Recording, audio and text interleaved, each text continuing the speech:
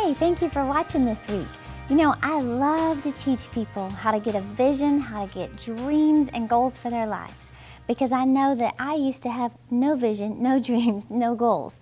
And the result was I just existed year after year. Nothing changed in my life.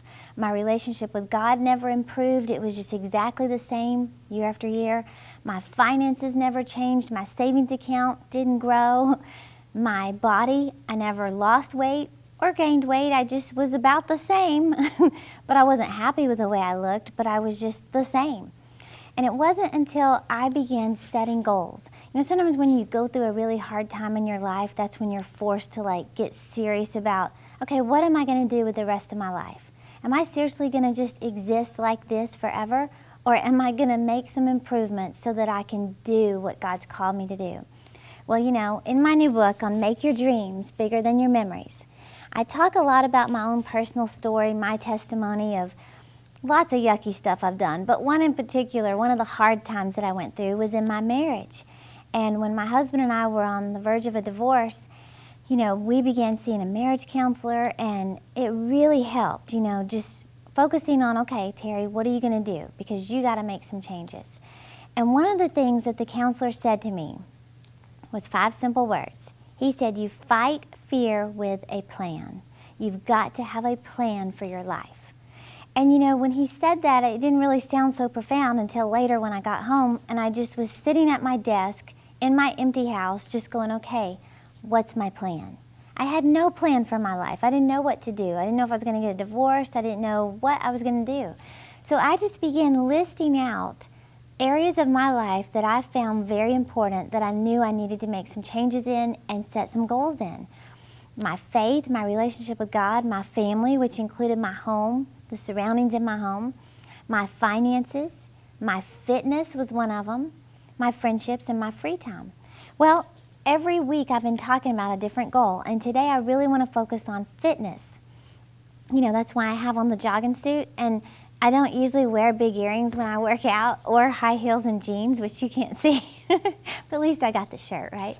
But you know, my fitness goals, that is one of the areas that has proven to be one of the greatest things I've ever committed to. And you know, this is my 10th year to stick with my fitness goals. And so I'm telling you, you can do it.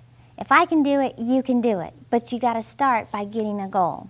You know, one of the fitness goals that I began to set for myself was, you know, how much weight do you want to lose? What do you want to do to lose that weight? You have to be so realistic with your goals. You can't just say, I'm going to lose 50 pounds, and that's all you ever write.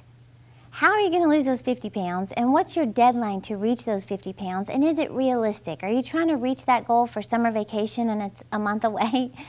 That's probably unrealistic unless you have some kind of surgery planned. But I want to help you just set some goals that you can actually turn into habits, that you can just live by. Because I used to really work out and, you know, tone up for the summer because vacation's coming and you're going to be swimming and stuff. But then I'd go right back to not working out in the fall and the winter and then start over again in the spring. Well, that's just like going up and down and you're miserable with yourself, then you're happy. It wasn't until I began setting a realistic goal with myself. What can I do to maintain good fitness? Now, you know what? There is such a correlation between emotional health and physical health. Such a correlation. When you begin taking care of your body, it's a good sign you're starting to take care of your future. It's going to lead you into feeling better about yourself, better about what God's called you to do. Your confidence will improve. It's amazing what physical health can do for you. You have more energy, more strength. Your mind just seems more alert because you're taking care of your physical body. But you know, you have to decide, what are you going to do? You're going to join a gym? Do you need an accountability partner? Some people work better if they tell their friend, join me, let's meet every morning at 7 o'clock, or after work, let's go to the gym together. You got to decide what works best for you. Not only that, what time of the day are you the most energetic? Is it, you know, are you a morning person? Do you wake up just smiling and happy and you're ready to go? Then that could be a sign that you should start working out in the morning. Or if you're an evening person, when everybody else is winding down, boy, that's when you get the second wind and you want to start working out or doing something. Well, you got to decide, when is your energy cycle? Is it the morning, mid-afternoon, late evening, whatever it is? Do what works for you, and then be realistic. Now, personally, I highly recommend walking because it's something, it doesn't cost anything. You don't have to pay any kind of a gym fee to go walking, and you can probably find a place where you could walk. Walking has become one of the most therapeutic things that I've ever done for my life and in my relationship with the Lord. Because when I'm out there walking, I'm talking to the Lord the whole time. I know I'm not talking to the sky. I know He hears me. And so it's like you're improving your body, but also in your relationship with God. But you know what the key is? Consistency.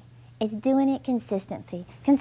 You know, if I lifted these dumbbells for, 50 times today, but then never did it again for another week, it's doubtful I'm going to see any kind of improvement in my life. Now, these are pretty powerful, 2 pounds. Takes a lot of stamina.